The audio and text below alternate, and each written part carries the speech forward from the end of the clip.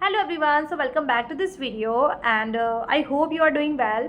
In today's days we are just seeing about the currency swap topic and ये बहुत ज़्यादा prevalent है क्योंकि आपको पता है मालदीव्स के जो प्रेसिडेंट थे वो इंडिया आए थे और आपने बहुत ज़्यादा न्यूज़ के हेडलाइंस में देखा होगा, हिंदू में, इंडियन एक्सप्रेस में बहुत ज़्यादा देखा होगा कि करेंसी स्वैप की कुछ बातचीत चल रही है, बट कुछ लोगों को करेंसी स्वैप के बारे में नहीं पता। ठीक है, तो आज अपन उसको ही थोड़ा सा समझेंगे कि होता क्या है रियली में करेंसी स्वैप। ठीक है, तो छोटा सा अपन बेस बना के इसको आगे से अच्छे से पढ़ते हैं। तो जैसे कि मैं ये दो लड़के लेके आई हूँ छोटे छोटे से, तो ये अपना है राहुल, ये अपना है मोहन। जो ये मोहन है हमारा मालदीव से रहता है और ये राहुल हमारा इंडिया रहता है। अब ये जो आपका राहुल है इसको ख़रीदने हैं एप्पल्स।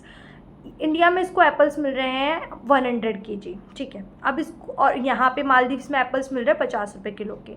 तो ये आपका किससे खाएगा? मोहन से, कि भैया आप मेरे लिए वहाँ से खरीद लीजिए एप्पल। तो मोहन इसके लिए क्या खरीद लेंगे? एप्पल खरीद लेंगे।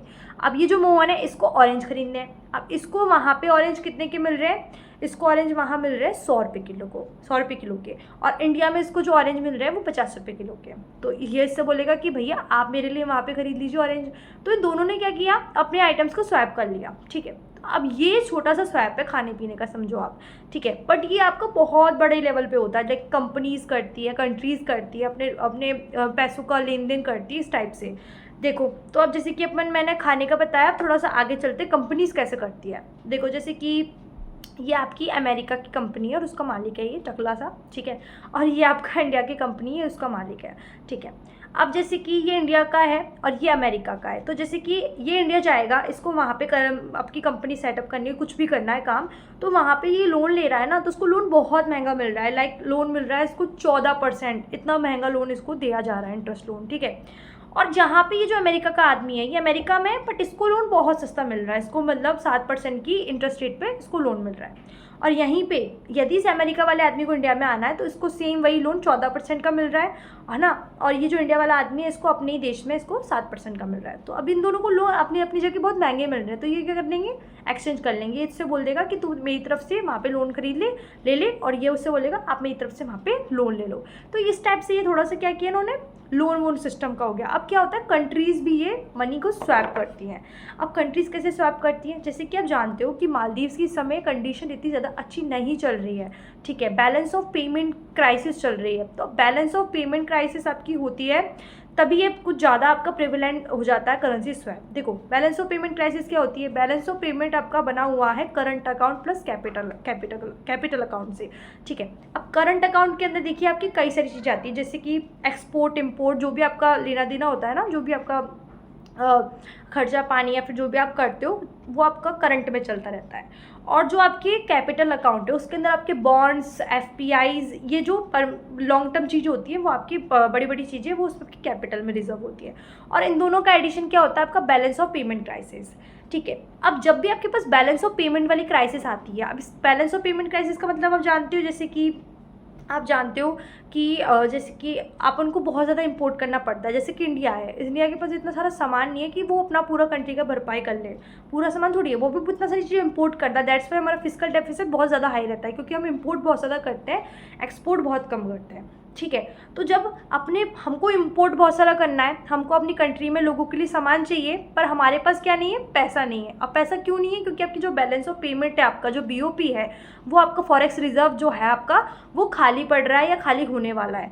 ठीक है, तो उस टाइम में क्या करती है कंट्रीज? करेंसी स्वैप करने का सोचती है कि हम करेंसी स्वैप कर लेते हैं। ठीक है, तो इस टाइप से आपको तब आपका करेंसी स्वैप आपका काम में आता है। आप जानते हो, मैं आपको एक बात बताऊं, 1991 में जब आपका मनमोहन सिंह का टाइम था, तब उस समय बहुत ज़्यादा क्राइसिस आई थी, बैलेंस ऑफ पेमेंट क्राइसिस। इसी वजह से आपका एलपीजी रिफॉर्म्स आए थे, बिकॉज हमारा जो बैलेंस ऑफ जो बीओपी था वो बहुत ज़्यादा कम पड़ गया था, फॉरेक्स रिजर्व बिल्कुल ख़त्म से 14 दिन का बस हमारे पास खाना पीना था।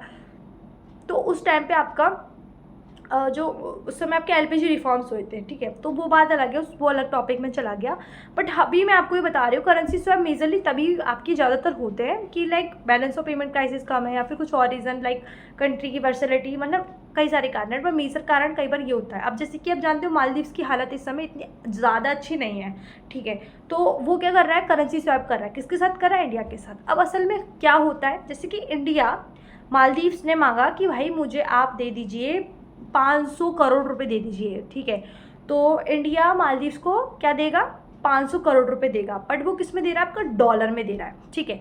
अब यहाँ पे मालदीव्स बोलेगा कि भैया मैं तो आपको डॉलर में नहीं दे पाऊंगा, मैं आपको करेंसी में, मेरी करेंसी के अंदर आपको मैं पैसा जमा करवा दूंगा, ठीक है। तो ये जो स्वैप हुआ है मनी का, लाइक उन्होंने डॉलर में दिया बट ये जो यहाँ पे अपनी करेंसी में दे रहा है, ठीक है।